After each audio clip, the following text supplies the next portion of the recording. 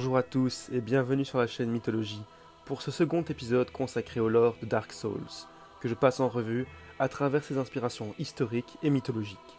Aujourd'hui, nous allons réellement nous intéresser au lore plutôt général de la trilogie de jeux et donc à son intrigue principale. Certes, dans le précédent épisode, j'avais affirmé que l'histoire de Dark Souls avait fortement été influencée par l'Antiquité romaine, mais nous allons devoir faire ici une petite incartade du côté des mythes nordiques qui parcourent en général la majorité des Soulsborne. Partons désormais à la découverte du monde des morts vivants, des dieux et du feu. Partons à la découverte de Dark Souls.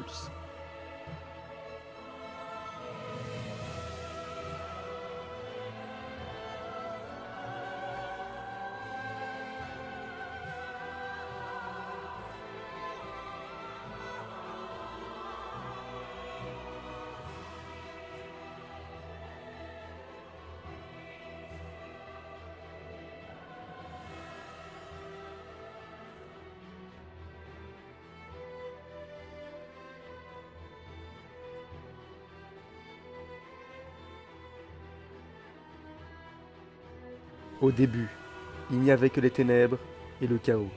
Dans cette masse informe vivait une race puissante, les dragons. Dominant le monde, toutes les autres formes de vie, même celles des dieux, se cachaient face à leur présence. Mais un jour, 4 dieux trouvèrent dans un arbre mystérieux le feu, dont ils tirèrent les âmes de seigneurs. Obtenant avec celle-ci des pouvoirs colossaux, Gwyn, Nito, Manus et la sorcière du chaos sortirent de l'ombre et défirent les dragons. À eux 4, ils conservèrent intacte la flamme primordiale, qui alimenta le monde et repoussa les ténèbres. Lorsqu'elle s'éteignit, les seigneurs, c'est-à-dire les êtres qui avaient hérité des âmes des dieux nés du feu, refusèrent de se sacrifier et préférèrent le retour de l'ombre.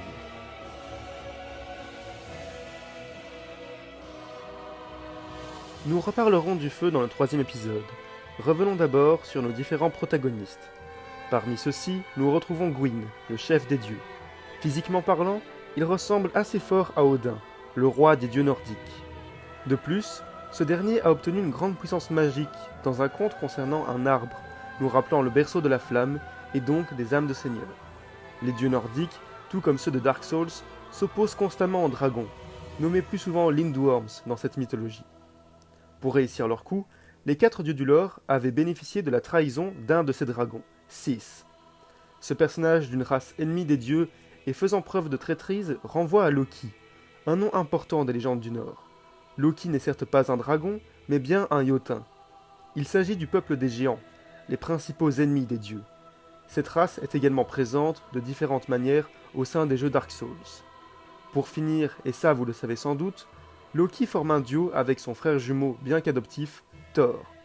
Thor est de la génération des dieux qui suit celle d'Odin, étant son fils. Parmi les seigneurs apparaissant dans le 3e volet de la saga de jeux vidéo, leurs princes qui ont donc hérité des âmes des dieux sont 2 jumeaux, Lorien et Lothric.